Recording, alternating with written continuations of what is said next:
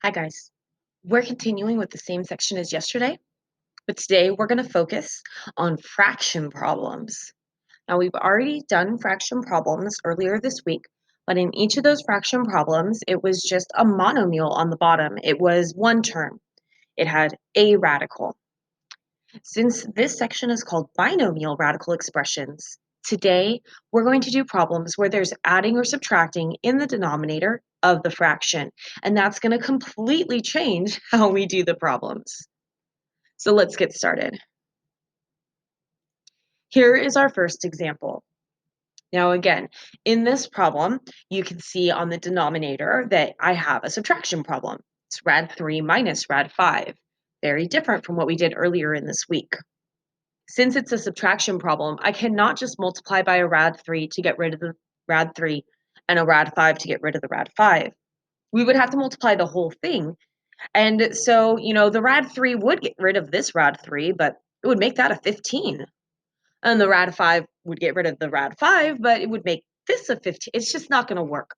So instead, when you have an adding or subtracting problem, you're going to multiply by the conjugate. We learned about conjugates at the end of yesterday's second video.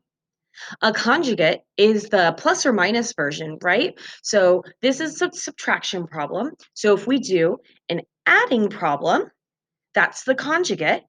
And we learned at the end of yesterday's second video that if we multiply conjugates together, that all of the radicals will disappear.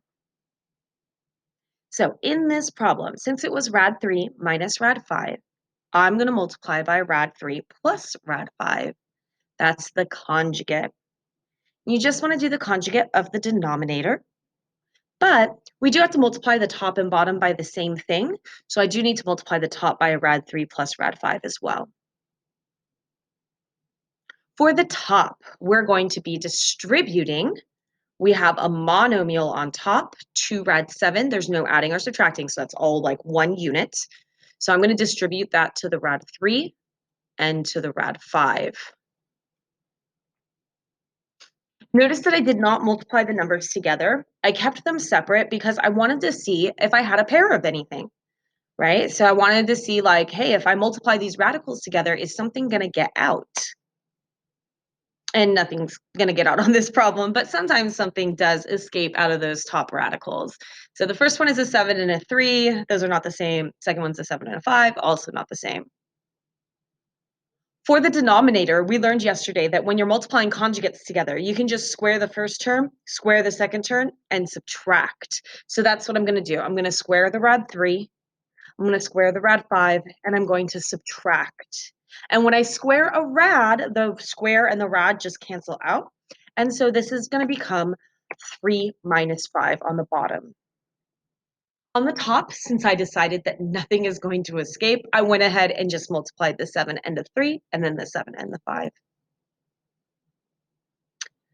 I can do one more step of math on the bottom. I can't do anything else on the top because the radicals are different, right? 21 and 35, I cannot combine those together. But I have regular numbers on the bottom, so 3 minus 5 is negative 2. As a final step, you're going to check your 3 outside numbers. Those are the numbers outside of the radicals. So we have 2 on top and 1 on the bottom. If all 3 of those numbers can simplify, then you can simplify the problem. Since all 3 of my outside numbers are 2's, I am going to simplify. And since the bottom number is a negative 2, I'm going to go ahead and divide everything by negative 2. Since I divided by the entire denominator, I no longer need to write this as a fraction. My final answer is negative rad 21 minus rad 35. If you want to put ones in front of the radicals, you can, but they're not required. Okay, so this problem had a binomial on the bottom, which is why we used conjugates, and a monomial on top. Let's take a look at what to do when both of them are binomials. Now, in this problem, again, we have a subtracting on the top and a subtracting on the bottom. I do want to point out you cannot cross out the rad 8s because they're part of a subtraction problem. They can't be canceled out individually. When you're canceling out an adding or subtracting problem, you have to cancel out the whole thing. And the entire subtracting problem is not the same. So I can't just cancel out the rad 8. I'm going to have to use conjugates. I decided before I did my conjugates to simplify the square root of 8. If I factor tree 8, I get 3 number 2s. So I have a pair of 2s, one escapes, and my leftover 2 stays inside. That's not required to be done as a first step, but it does need to be done at some point in time. So you can either do it at the beginning of the problem or at the end of the problem, but at some point in time, you do need to simplify your radicals. Okay, so now I'm ready to multiply by my conjugate. Remember, our goal is to get rid of the rads on the bottom of the fraction. So when I'm writing my conjugate, I want to be focusing on the denominator and writing the conjugate of the denominator. The denominator's conjugate is 2 plus 2 rad 2. So we're not doing the numerator. We're going to have to multiply the numerator, but we're not finding the conjugate of the numerator. It's the conjugate of the denominator. On our previous example, we distributed because it was a monomial. But here I have a binomial times a binomial. Yesterday we learned that we could use the box method for this. Now, I don't have enough space on my PowerPoint to do the box method. So in this example, I decided to do foiling, or some teachers call it double distributing. So that's another method you can use. But if you have the space on your paper and you're in love with the box method like I am, do the box method for the top. For the top. When I foiled out the top, and this is what you would get in your box as well, right? So if you did the box method, you should get 6 rad 2, and then along the bottom, -4 rad 2 and -4 rad 4. So the same numbers you would get in the box. But I foiled it out just to conserve space. And then we learned yesterday also when we were doing the box, right, that the last box can be simplified. So rad 4 turns into a regular number 2. And then 2 times 4 is 8. So that last term will turn into an 8. For the denominator, if you also want to FOIL or box it out, you can, but that's going to be more work than is required. The denominator is conjugates. Like we guaranteed that. We said, hey, let's make conjugates here. So do the shortcut. Square the first number, square the last number, subtract. Okay, so you can do box or FOIL. It's going to take you a little bit longer, or just do this. It's a lot faster.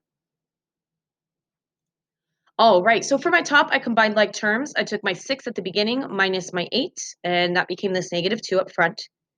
And then 6 rad 2 minus 4 rad 2, those can combine together because they're both rad 2s, and 6 minus 4 is +2, and I kept the rad 2. For my denominator, the first 2 squared is 4. When I'm squaring my second term, the outside 2 does get squared. It turns into a 4. And the inside 2, rad 2 squared, just turns into a regular 2. So outside numbers do get squared. Inside numbers just don't have a radical anymore. And then I am going to multiply these together to get 8. I cannot combine together anything else in my numerator. So my numerator is as simplified as it gets. But in my denominator, I can do 4 minus 8. And then just like on the last problem, I'm going to check all of my outside numbers. My 3 outside numbers can all be divided by 2. If you don't want the negative on the bottom, you can divide by -2. Now, this 1 right here that has nothing else attached to it, that 1 still needs to be written as part of your answer. This 1 is a coefficient on a rad 2.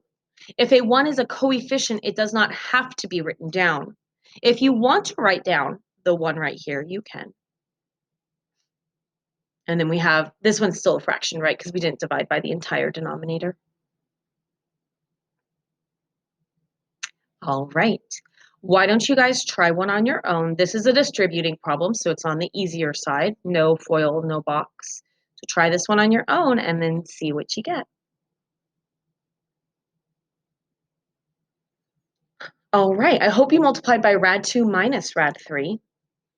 And I hope for your final answer, the most simplified answer is negative rad 6 plus 3. This was what I got beforehand, but since it's a 1, we don't have to write it as a fraction. So I divided everything by negative 1, and this is what I got. This concludes our only video for today.